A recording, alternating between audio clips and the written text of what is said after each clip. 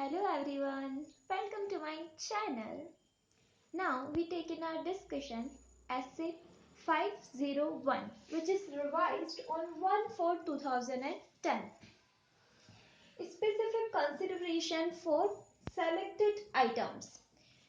Here this essay deals with three items. First is inventory, existence and condition of inventory. Then second is litigation and claims. Then third is segment information. First is inventory. In inventory, auditor check the physical count of inventory, or auditor observe the physical count of inventory. In the whole year, one day should be selected by the management about the physical count of inventory. This time, auditor attended that physical count and observe how the procedure is going. Here, management instruct to his employees how they count the inventory.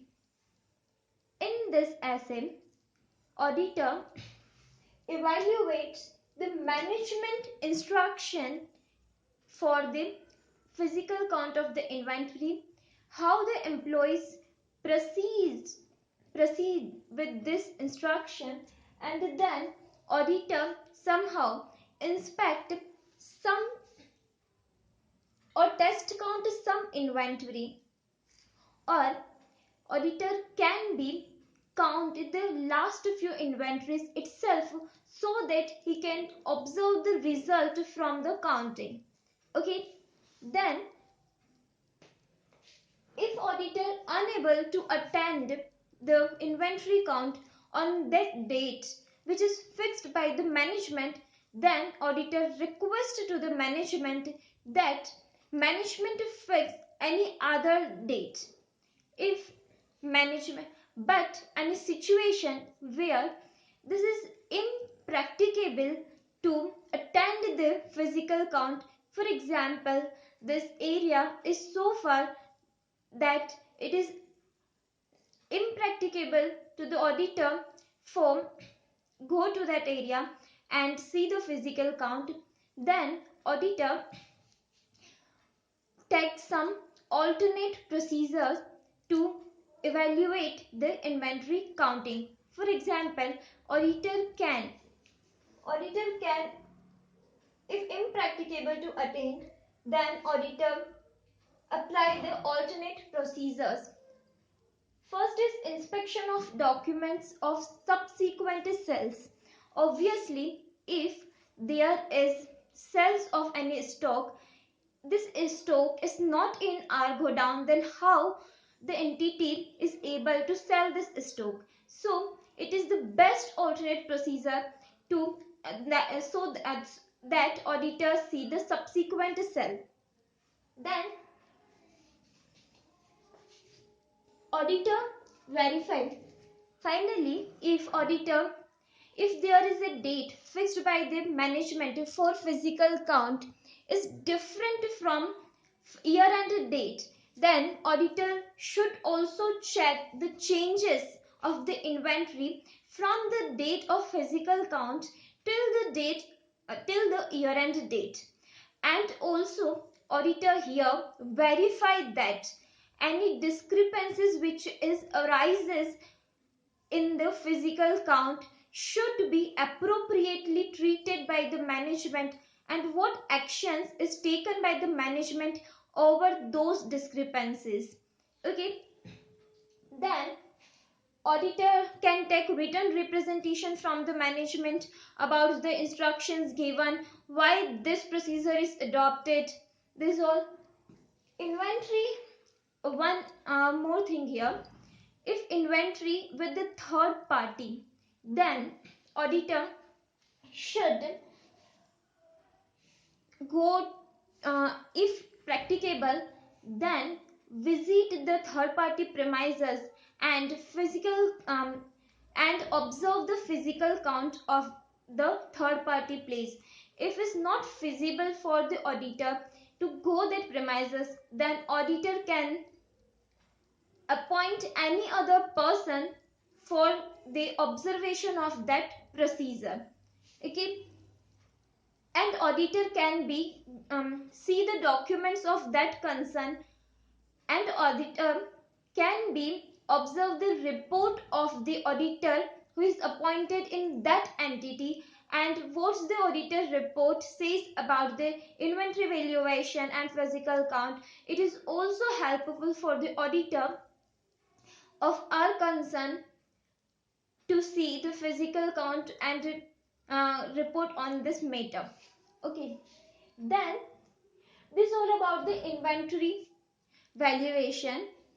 Then audit procedures for litigation, audit procedures for litigation and claims. Whenever we talk about the laws and regulations, then SA 250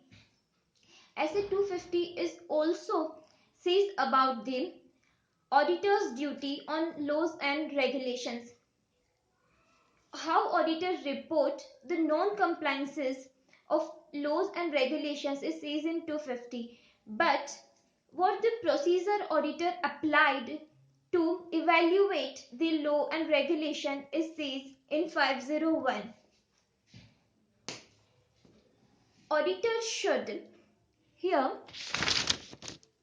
inquire from the management, inquire with the internal legal counsel, and review the minutes of the meeting of TCWG.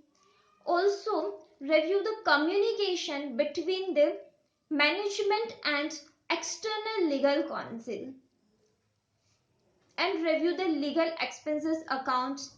S29 is also deals with the any contingent expenses or provisions of the expenses.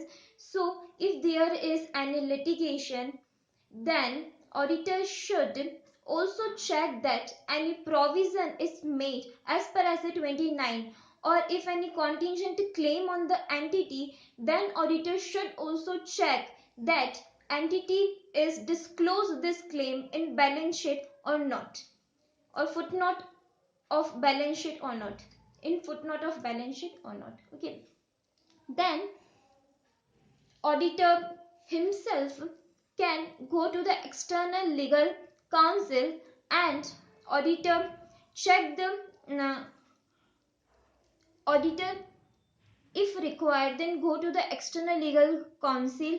If the external legal counsel is refused to communicate any information with the auditor, or management is refused the auditor to go and to inquire from the external legal counsel, then auditor modify his report. Okay, then auditor can take written representation also about this matters. Then finally, one more specific item here.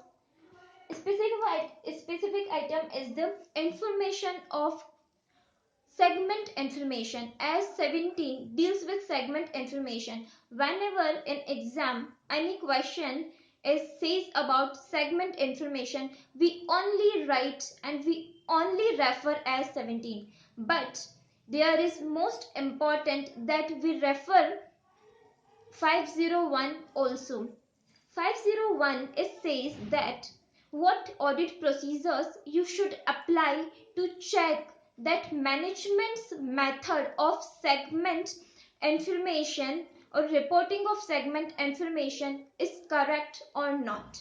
What is segment information and what is the reporting required in segment information? As 17 says that if any segment which is generate more than 10% of revenue, 10% or more revenue from the total revenue, or 10% or more assets from the total asset, then this is the reportable segment.